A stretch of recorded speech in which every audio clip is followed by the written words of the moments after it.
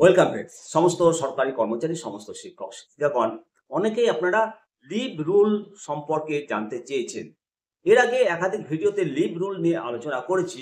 আবার আপনারা জানতে চেয়েছেন যে হাফ পে লিভ সম্পর্কে অ্যা ভিডিও করতে। তো আজকে হাফ পে লিভ সম্পর্কে আপনাদেরকে জানাবো যে হাফ পে লিভ কিভাবে ব্যবহার করতে হয় বা হাফ পে লিভ আপনার কতটা জমেছে, কোন ছুটি কোন সময়ে কখন প্রয়োজন হয় এটা তো বলা যায় না। সেই জন্য লিভ রুলগুলো একটু ভালোভাবে জেনে রাখা দরকার। সরকারি কর্মচারী শিক্ষক শিক্ষিকাগণ বিভিন্ন ধরনের ছুটি পান। সিএল ছুটি, তারপর earn leave, committed leave, medical leave, পাশাপাশি হাফ পে লিভ, এটা অত্যন্ত গুরুত্বপূর্ণ একটা ছুটি। তো এই হাফ পে লিভ রুলস এটা ১ বছর কার্যকাল সম্পন্ন করার জন্য ২০ দিনের অর্ধ বেতন ছুটি জমা হয় প্রত্যেকটা কর্মচারীর। প্রত্যেক কর্মচারীর লিভ অ্যাকাউন্টে প্রত্যেক বছর 1 জানুয়ারি এবং 1 জুলাই ১০ দিন ১০ দিন করে ২০ দিনের অর্ধ বেতন ছুটি জমা হয়। একজন কর্মচারী ১ মাস চাকরির জন্য ৫ থেকে ৩ দিন হাফ পে লিভ ছুটি পেয়ে থাকেন।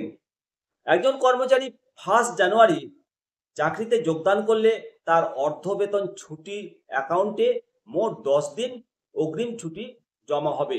কিন্তু কোনো কর্মচারী যদি ২রা জানুয়ারিতে যোগদান করেন তবে তার 8.33 অর্থাৎ রাউন্ড অফ করে ৮ দিন ছুটি জমা হবে।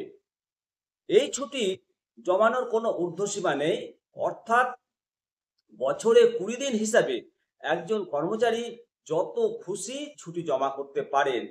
ব্যক্তিগত প্রয়োজনে বা মেডিকেল গ্রাউন্ডে এই ছুটি নেওয়া যায়। ক্যাজুয়াল ছুটি ছাড়া অর্ধবেতন ছুটির সঙ্গে অন্য যে কোনো ছুটি নেওয়া যায়। অর্ধবেতন ছুটির জন্য ওই কর্মচারী অর্ধেক বেতন পাবেন।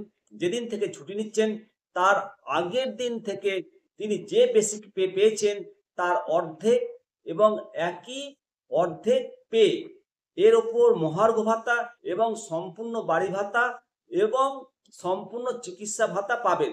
ধরুন একজন কর্মচারী অর্ধবেতন ছুটি নেওয়ার আগের দিনে মূল বেতন ছিল ১০,০০০ টাকা।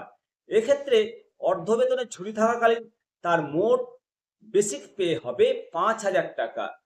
অর্ধেক পে এর ওপর 6% মহার্ঘ ভাতা ৩০০ টাকা এবং ১০,০০০ টাকার ১২% বাড়ি ভাড়া ১২,০০০ টাকা, চিকিৎসা ভাতা ফুল ৫০০ টাকা, মোট ৭,০০০ টাকা উনি পাবেন।